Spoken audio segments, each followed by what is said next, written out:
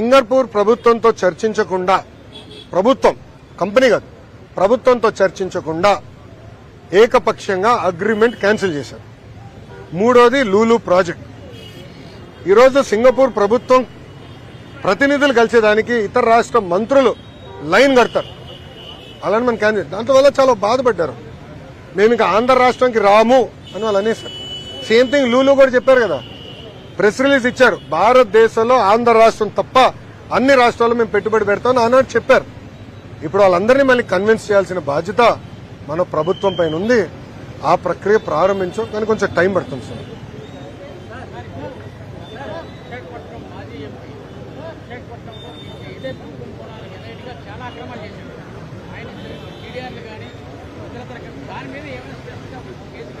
రాజారెడ్డి రాజ్యాంగం విశాఖపట్నంలో మొన్నటి వరకు నడిచింది. కిడ్నాపులు జరిగినాయి. రాత్రి మనుషుల్ని పిలిపించి భూములు లాగేసుకున్నారు. ఉదాహరణ దసపల్ల భూములు, పోర్ట్లు కూడా లాగేసుకున్నారు. ఇదే విధంగా ఆ పేపర్లో కూడా వచ్చింది. ఇట్లా అడ్డగోలుగా చేశారు. ఇప్పుడు ఒక హీరోయిన్ వ్యవహారం ఎలా జరిగిందో కూడా మనం చూసాం. చూడండి ఒక ప్రభుత్వం ఎలా వివరించింది, ఒక మహిళని 18 రోజులు ఎలా బంధించారో చాలా స్పష్టంగా ఆమె కూడా నిన్న మీడియా ముందర వచ్చి చెప్తాం జరిగింది.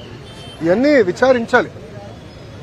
చట్టాలంటే కనీసం భయం అని ఉండాలి, లేదంటే భక్తుని ఉండాలి. రెండు లేకపోతేనే దాని పేరు రాజారెడ్డి రాజ్యాంగం. So we will take action. Yes madam. ఒక్క నిమిషం సార్, మేడం గారు అడుగుతున్నారు. అవునా మేడం, అవును మేడం. పాదయాత్రలో అది నేను ఇచ్చిన హామీ నాకు బాగా గుర్తున్నది. చివరికి వచ్చినప్పుడు ఆ హామీ నేను ఇస్తాం కూడా జరిగింది. హామీకి నేను కట్టుబడి ఉన్నా. ఆల్రెడీ మేము అధికారులతో ఆ వర్క్ స్టార్ట్ చేయించాము. 100% చేస్తాం. ఒక్క నిమిషం. అవును సార్ గురుగారు, 100% స్టార్ట్ చేస్తాం.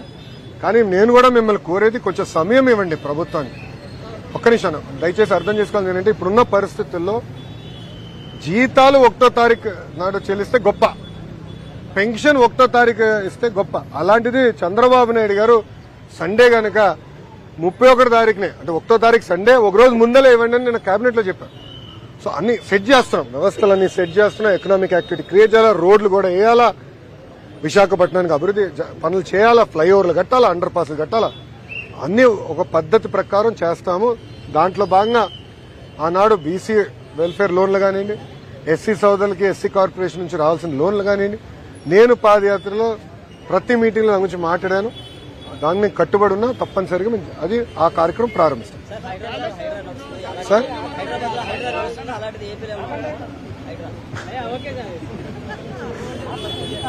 నా తెలంగాణ ప్రభుత్వం కొన్ని నిర్ణయాలు తీసుకుంది, అది వాళ్ళు తీసుకున్న నిర్ణయం. ఆంధ్ర రాష్ట్రానికి వచ్చేగల మేడం గారు మా పంచగ్రామాల గురించి డిస్కషన్ చేశారు. మంగళగిరిలో కూడా దశాబ్దాలుగా ప్రజలు వచ్చి కొండలో నివసిస్తున్నారు. ఆ పట్టాలు వాళ్ళకి అందించమని ఆనాడు నన్ను కోరారు. నేను హామీ కూడా ఇచ్చాను. సో హామీకి మేము కట్టుబడి ఉన్నాం, అంటే ఎలాంటి డౌట్ లేదు. ప్రకృతిని కూడా కాపాడుకోవాల్సిన బాధ్యత ప్రభుత్వాలపై. రెండు బ్యాలెన్స్ చేసుకుని ముందుకు. ఏంటి సాక్షి చెప్పమ్మా. అవును సార్, అవును.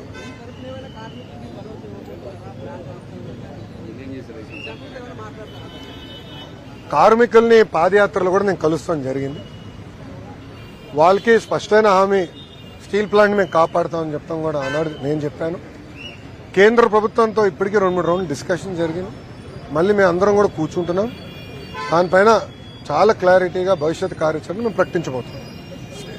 విశాఖ ఉక్కు ఆంధ్రుల హక్కు, ఆ నినాదంతో ఆ ఉక్కు ఫ్యాక్టరీ ఏర్పడింది. గత ప్రభుత్వం చేతగానితనం వల్ల 2 బాయిలర్స్ కూడా మూసేశారు. మీకే తెలుసు 2 మూసేశారు. 2 ఫర్నెసెస్, క్షమించాలి, 2 ఫర్నెసెస్ మూసేశారు. ఇప్పుడు 3వది నడుస్తుంది. ఆల్రెడీ పెద్దలు ఇక్కడ గౌరవ ముఖ్యమంత్రి గారు కూడా కొన్ని విషయాలు ముఖ్యమంత్రి గారి దృష్టికి తీసుకెళ్లారు. అంటే ఆంధ్ర రాష్ట్ర ప్రభుత్వం కొంచెం చేయూత ఇవ్వాలి, బాగుంటుందని కోరారు. తప్పనిసరిగా మేము చేస్తాం. ప్రశాంతమైనటువంటి విశాఖలో వరుస ప్రమాదాలు జరుగుతున్నాయి. అనేక ప్రమాదాలు, లేదా కంపెనీకి సంబంధించిన ప్రమాదాలు. ఈ నివారణ ఏ రకంగా తీసుకోబోతున్నారు? ఆల్రెడీ అది ముఖ్యమంత్రి గారు దానిపైన చాలా స్పష్టంగా చెప్పారమ్మా. మొత్తం ఆడిట్ చేస్తాము. There is no second thought about it. Will do it system.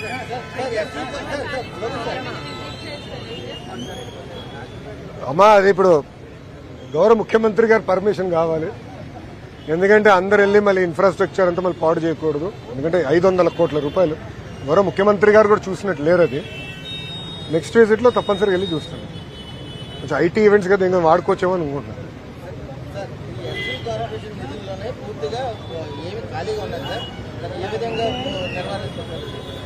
దామాషా ప్రకారం ఉపకులాల వారిగా నిధులు కేటాయించి ఆ నిధులు ఖర్చు పెడతామని ఆనాడు హామీ ఇచ్చాను.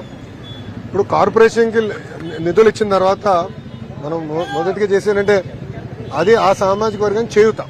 అంటే వాళ్ళు పేదరికం నుంచి బయటికి తీసుకొచ్చేదానికి అనేక మోడల్స్ ఏర్పాటు చేయాలి. సో కార్లు కొనేదానికో, జేసీబీ కొనేదానికో, టిప్పర్ కొనేదానికో అట్లా ఒక మోడల్, మా చేనేత సోదరులకు వచ్చి గల మగ్గాలు ఏర్పాటు చేసుకుని మార్కెటింగ్ చేసేదానికి అలాంటి కొన్ని మోడల్స్ ఉన్నాయి. ఆ మోడల్స్ ని మళ్ళీ పునర్నిర్మాణం చేసి మార్కెట్కి లింకేజ్ చేసి ఒక కుటుంబానికి లోన్ ఇస్తే ఆ కుటుంబాన్ని పేదరికం నుంచి శాశ్వతంగా బయటికి తీసుకొచ్చే లక్ష్యంతో మన ప్రభుత్వం పనిచేస్తుంది.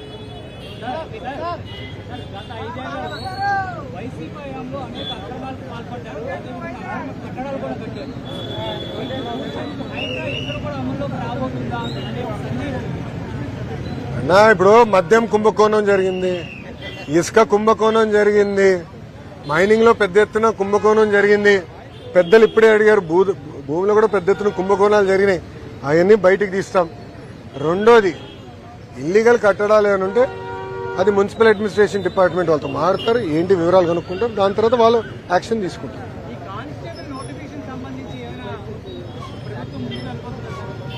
మా గతంలో నేను చాలా స్పష్టంగా పాదయాత్రలో హామీ ఇచ్చాను. ప్రతి సంవత్సరం ఒక యూనిఫైడ్ జాబ్ క్యాలెండర్ ఇస్తే బాగుంటుందని ఆనాడు నేను చెప్తాం కూడా జరిగింది. అంటే ప్రభుత్వంలో ఆ సంవత్సరంలో వేకెన్సీస్ ఏమున్నాయి అది ఒక పద్ధతి ప్రకారం ఫిల్ చేయాలి. 5 సంవత్సరాల్లో వేకెన్సీస్ అన్ని భర్తీ చేయాలనేది ఒక లక్ష్యంగా పెట్టుకున్నాం. ఎప్పుడు లేని విధంగా మెగా డిఎస్సి కూడా చంద్రబాబు నాయుడు గారు ప్రభుత్వం తొలి సంతకం పెట్టారు. అది కూడా అక్కడ ఎవరైతే దానికి వెళ్తున్నారో అంటే ఎగ్జామ్కి అపియర్ అవుతున్నారో వాళ్ళ కోరిక మేరకు టెట్ మళ్ళీ బ్రేక్ ఇచ్చి డిఎస్సి పెడితే బాగుంటుందని కోరారు. అది నేను నాకు వాట్సాప్లో పెడితే అది తీసుకుని నేను చేశాను. అట్లా అన్ని స్ట్రీమ్ లైన్ చేస్తున్నాం. ఏపీపీఎస్సీ కూడా ఇప్పుడు చైర్మన్ లేరు, కొత్త చైర్మన్ నియమించాలి, మొత్తం స్ట్రీమ్ లైన్ చేయాలి, చేస్తాం.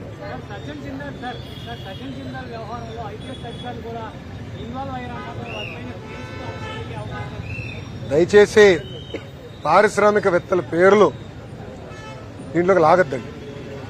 మీ దగ్గర ఆధారాలుంటే చెప్పండి తప్ప లేనిపోల పైన ఆరోపణలు చేయొద్దు. ఆమె చాలా స్పష్టంగా వేరే పేర్లు చెప్పారు, అధికారుల పేర్లు చెప్పారు, అన్ని కనుక్కుందని నేను మాట్లాడుతున్నాను. విశాఖలో స్కూల్ పర్యటన ఉందన్నారు. గిరిజన గ్రామాలకు సంబంధించిన స్కూల్స్ మీద సిటీకి సంబంధించిన అమ్మా నేను మంత్రి 60 రోజులు అయింది. అన్ని స్కూల్స్ 45,000 ప్రభుత్వ పాఠశాలలు అన్నిటికీ నేను వెళ్ళలేను.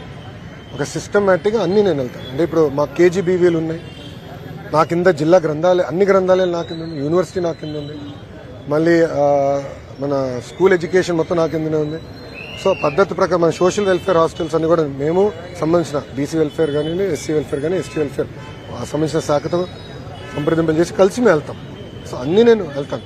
ఒకే రోజులో అన్ని అవుతుంది కదా, తప్పనిసరిగా అన్నిటికీ వెళ్తాను, వాస్తవాలు తెలుసుకుంటాను. అది నేను చెప్పనమ్మా, రేపు పొద్దున అనౌన్స్ చేస్తాను.